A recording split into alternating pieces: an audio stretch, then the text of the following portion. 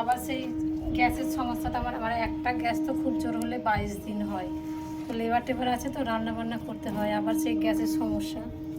তো চুলোটা আর একটু ভেঙে ভালো করে করলাম। চুলোতে ওখানে দিয়েছি গোবর, একটু নিয়ে আসতে বলেছিলাম গোবর, আর এখানে বালি আর মাটি দিয়ে হয়ে গেছে।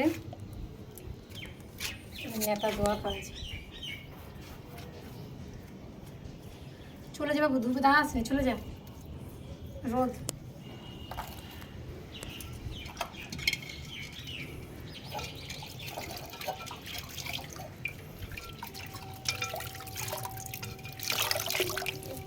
এটা শুকলে আবার ভালো করে করতে হবে।